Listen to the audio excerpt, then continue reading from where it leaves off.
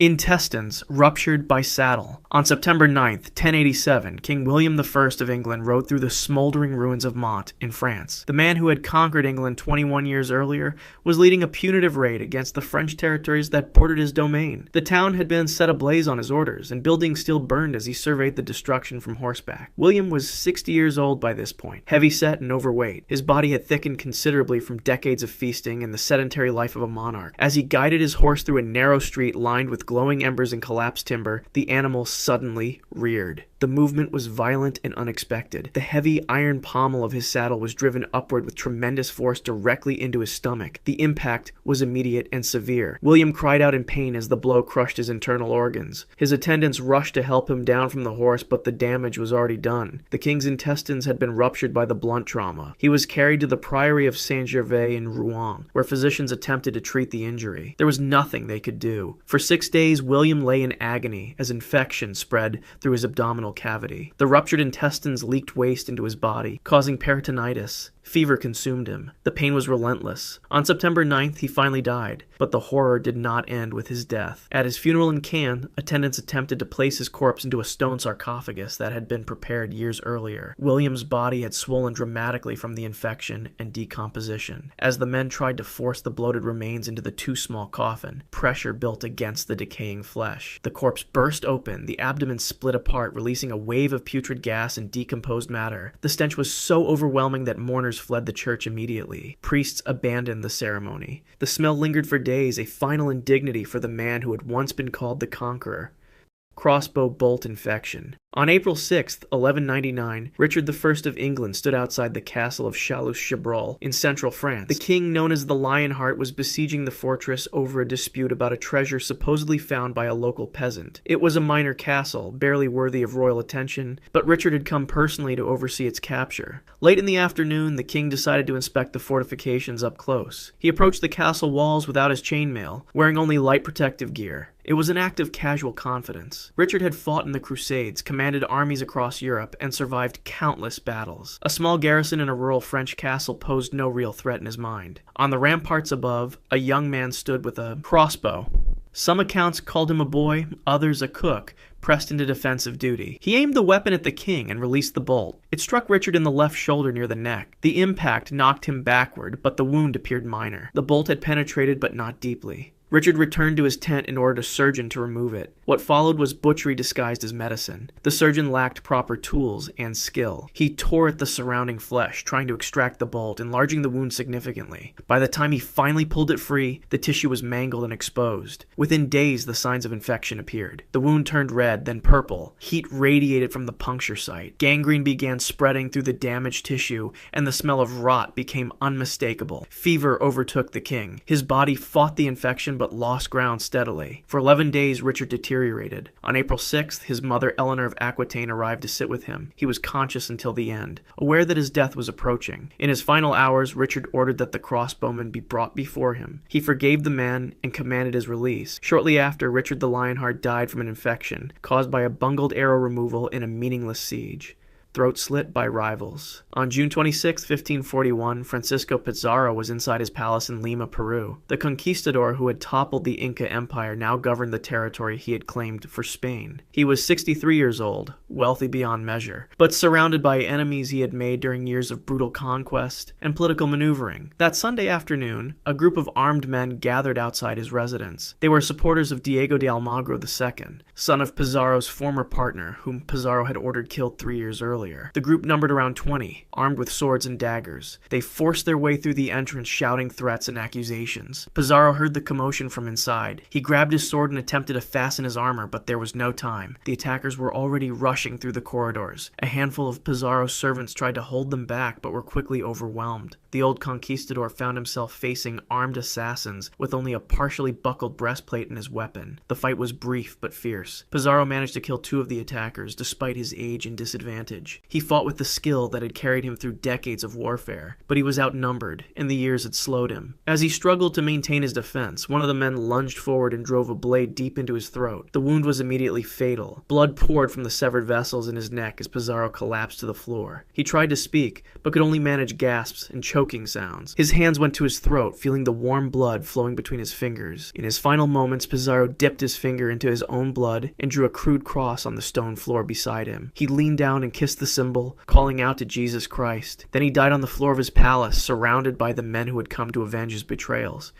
Hacked by Mactan warriors. On April 27, 1521, Ferdinand Magellan waded through shallow water toward the beach of Mactan Island in the Philippines. The Portuguese explorer commanded a force of around 60 Spanish soldiers in full armor. They were launching an amphibious assault against the native chieftain, Lapu-Lapu, who had refused to submit to Spanish authority or convert to Christianity. Magellan believed his European weapons and armor would guarantee victory against what he assumed were primitive fighters. He was wrong. As his men struggled through the knee-deep water in their heavy steel plates, more than 1,000 native warriors gathered on the beach ahead. They carried bamboo spears, scimitars, and bows with poisoned arrows. The battle began the moment Magellan's forces reached the shore. The natives attacked in waves, using their superior numbers and knowledge of the terrain. Magellan ordered his musketeers to fire, but the weapons proved nearly useless in the damp coastal conditions. Many failed to discharge. The crossbows were too slow to reload under sustained attack. Within minutes, the Spanish formation began to collapse. A poisoned arrow struck Magellan in the right leg, penetrating between the plates of his armor. The toxin worked quickly, weakening his mobility. He ordered his men to retreat slowly while he covered their withdrawal. The natives sensed his injury and focused their assault directly on him. A warrior rushed forward and struck Magellan's helmet with a scimitar. The blow knocked it partially off his head. Before he could adjust it, another strike hit him again, this time dislodging the helmet completely. Magellan was now exposed. A bamboo spear pierced his face, driving through his cheek. Blood poured from the wound. Surrounded and unable to defend himself effectively,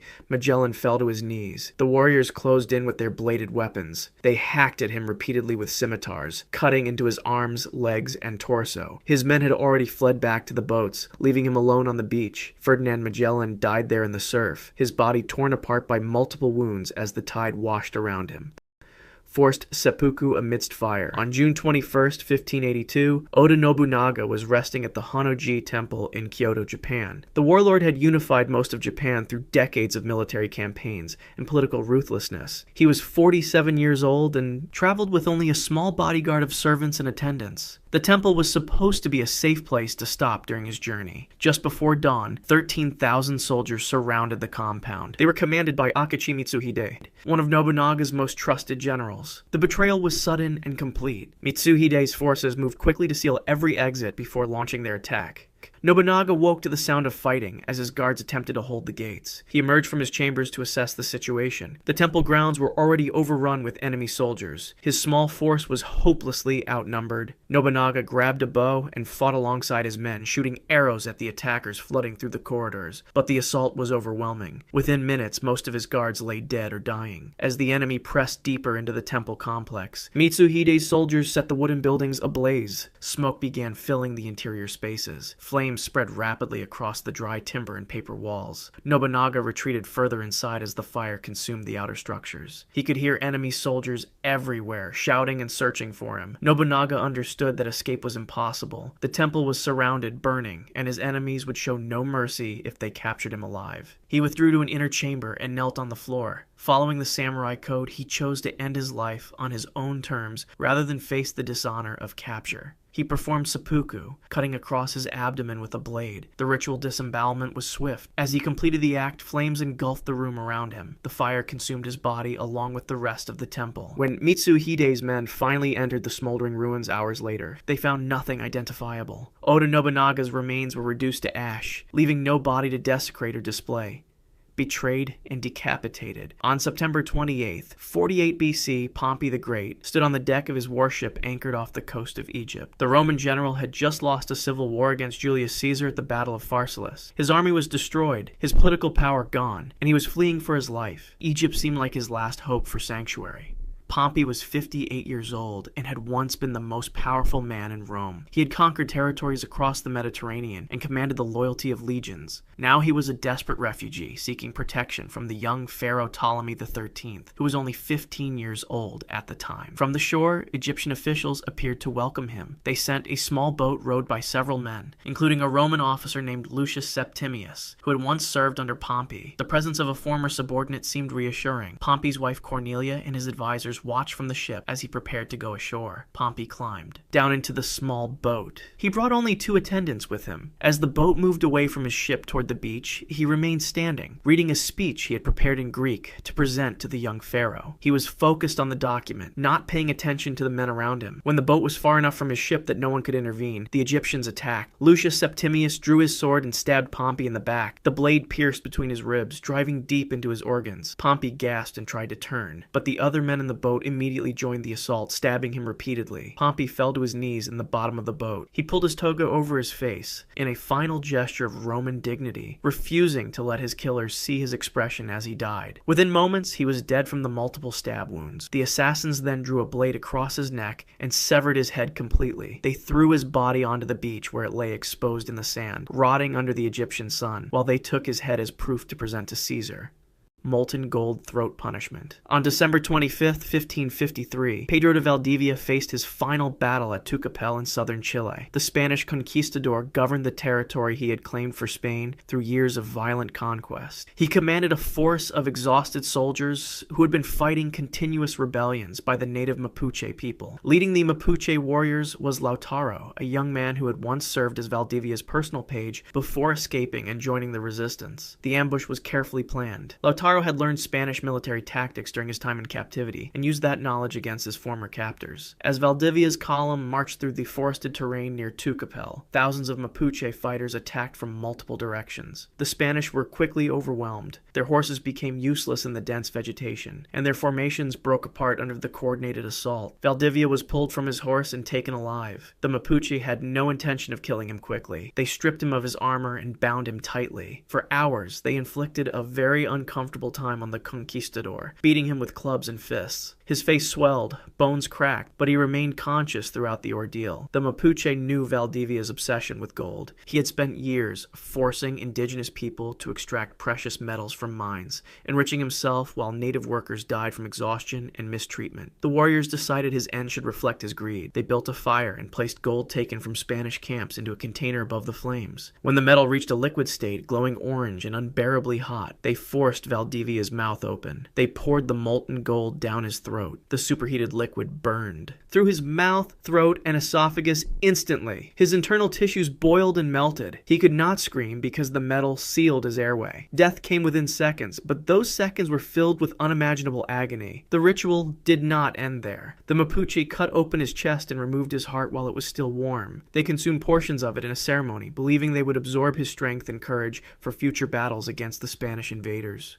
Burned alive in Cottage. On August 9th, 378 AD, Emperor Valens led the Eastern Roman army against the Visigoths near the city of Adrianople in modern-day Turkey. The emperor was 50 years old and had ruled for 14 years. He commanded an estimated 40,000 soldiers, one of the largest Roman forces assembled in decades. Valens believed his numerical advantage would guarantee victory against the Gothic tribes that had been raiding imperial territory. The battle began in the afternoon heat. Roman infantry advanced in tight formations toward the Gothic position, but they had marched all day without proper rest or water. The soldiers were exhausted before fighting even started. As the Romans engaged the Gothic foot soldiers, thousands of Gothic cavalry suddenly appeared on the horizon. They had been away foraging and returned at the perfect moment to strike the Roman flanks. The cavalry charge shattered the Roman lines completely. Soldiers trapped in the center of the formation were crushed together so tightly they could not raise their weapons. Panic spread rapidly. Units broke and ran in every direction. The organized Roman army dissolved into chaos within minutes. Tens of thousands of soldiers died on that field, cut down as they tried to flee. During the collapse, an arrow struck Emperor Valens. The wound was not immediately fatal, but it rendered him unable to fight or move quickly. His personal guards formed a protective circle and carried him from the battlefield. They brought him to a small peasant cottage nearby, hoping to hide him until the fighting ended and they could arrange safe transport. Inside the cottage, the guards barricaded the door door and tended to the emperor's wound. But Gothic cavalry units were sweeping across the area, searching buildings and killing any survivors they found. A group of riders surrounded the structure without knowing who was inside. They assumed it held Roman soldiers trying to hide. The Goths set fire to the cottage. Flames spread quickly across the thatched roof and wooden walls. Inside, Valens and his guards found themselves trapped. The door was blocked by debris and enemy forces outside. Smoke filled the small space within seconds. The emperor died from smoke inhalation and burns as the building collapsed around him. His body was never recovered from the ashes, or identified among the charred remains.